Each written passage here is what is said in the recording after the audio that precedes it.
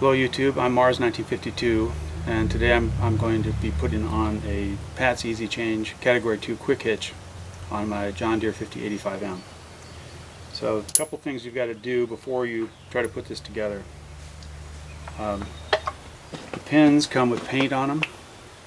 I've scraped the paint off this one, put a light coat of oil on it. Paint comes off pretty easily. For some reason this one was just flaking off, and I peeled it off in big chunks. But it's going to peel off pretty easily, especially if you use a little bit of a knife or something. If you leave the paint on there, it will seize up in the swivel ball. So, second thing you've got to do is gauge how much shim you need in it.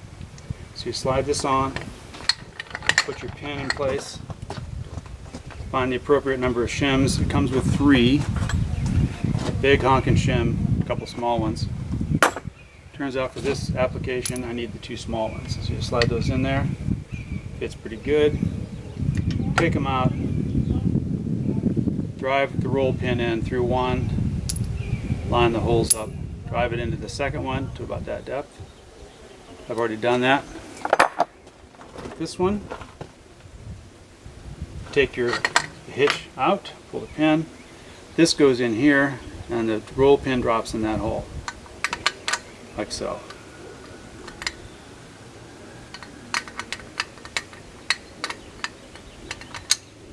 I had to back these bolts out to make room to get those pins in. So another thing you want to do is make sure that you lubricate your ball. I thoroughly oiled this ball before I put it, before I started the film. Oiled the pin. If you don't lubricate the ball, it could seize up while this is on there for the next couple of years. Okay. Shims are in. Slip that back on there. Slip in the pin.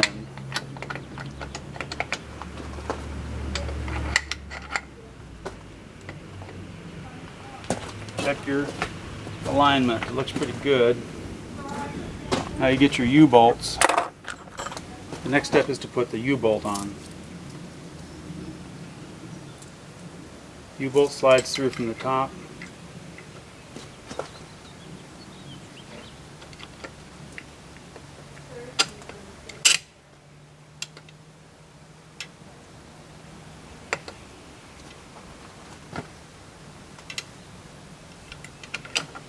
And it goes all the way down. Look at that again. Right. The U-bolt goes behind the easy change and fastens onto the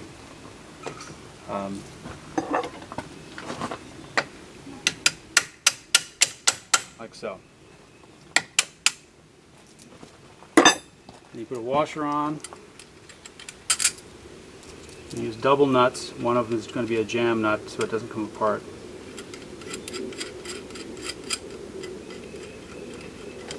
And I'll tell you what, with those U-bolts, that bare thread sticking down like that, it's going to get bent. It's inevitable that that's going to hang up on something and bend.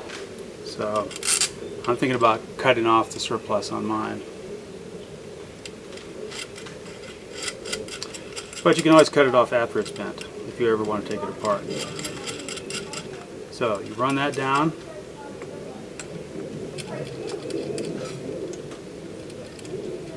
Snug that down with a wrench. I'm not going to do it with a wrench right now. And you jam these nuts together. Holding this nut, jam it together so it's locked. Next step, you're going to line up these bolts. What these bolts do is they clamp against the lift arm to keep that in the right position. Now I would suggest, before you clamp these things down, that you hook this up to whatever kind of implement you're going to use. If it has the standard quick hitch width stuff, because you can change the angle slightly of this attachment when you put these bolts in, so the quick hitch. So I'm just going to loosely run them down. I'm not going to tighten them, and I'll show you my next problem with this thing. So I've already relocated the one on this side. To get it to line up nice and straight. Okay. Now you might be able to see from that camera angle that these are not going to if I tighten this down, it's not going to hit the lift arm. So I've got to move it in to a smaller inner hole.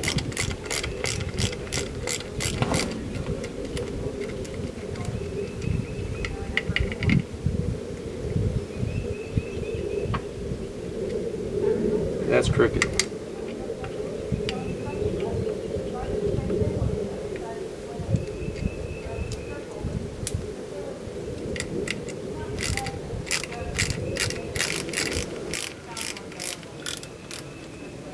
Alright, so you run this down until it's bearing down on the lift arm on both sides. You get it adjusted for angle, however you want it. And I'll have to relocate these and lower ones into this hole and tighten those down. Then you're pretty much ready to go. It has a locking arm here. Of course, everything has to be tightened. And there's a cotter pin that goes in this side.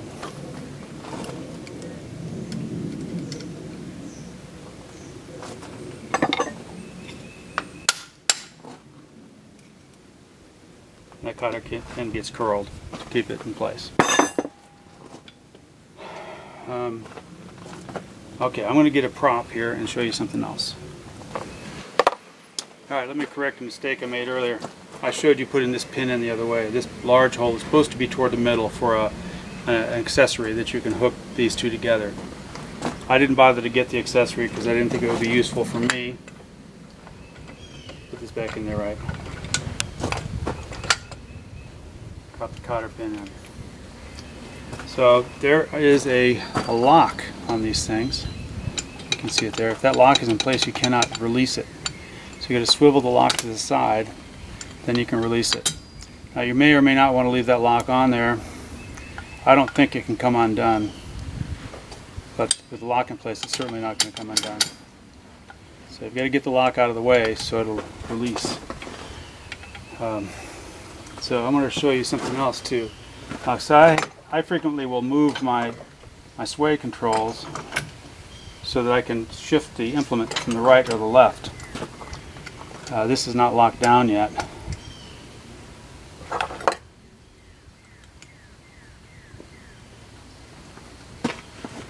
So, like I said before, you hook it up to your implement first.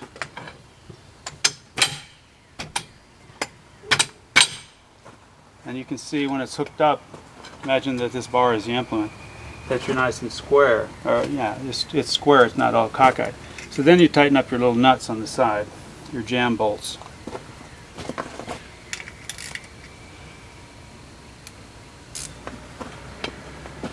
And I would suggest setting your sway control to about the middle of the distance between your narrowest implement and your widest implement.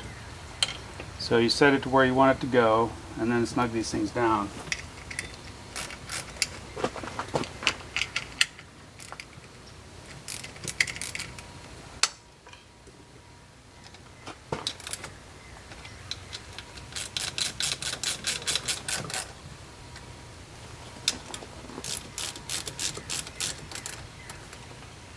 Alright, so I'm just going to snug them.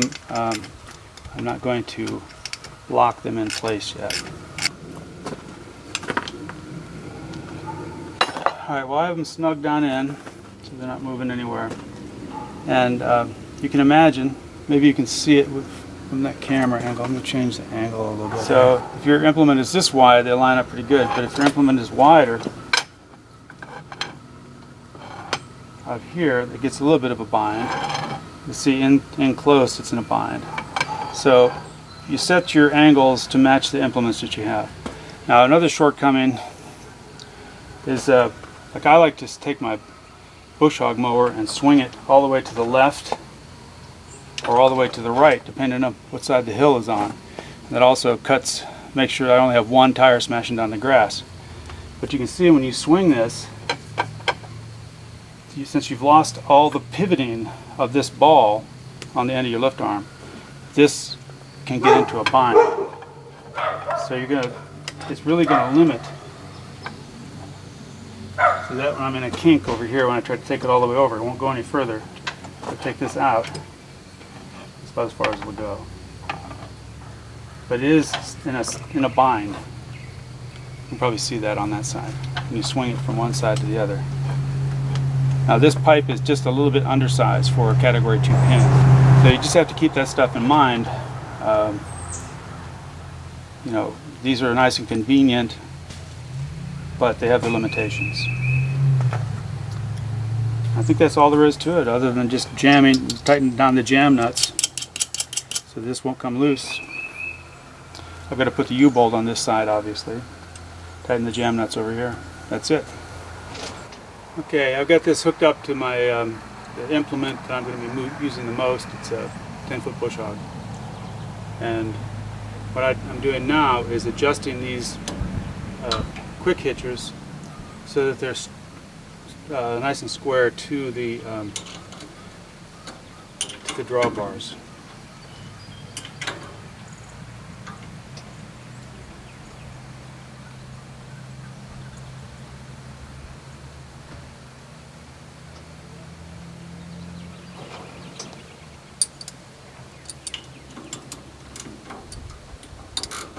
It's going to take a little time, and I'm running out of battery. I just wanted to show you what I meant by lining these things up.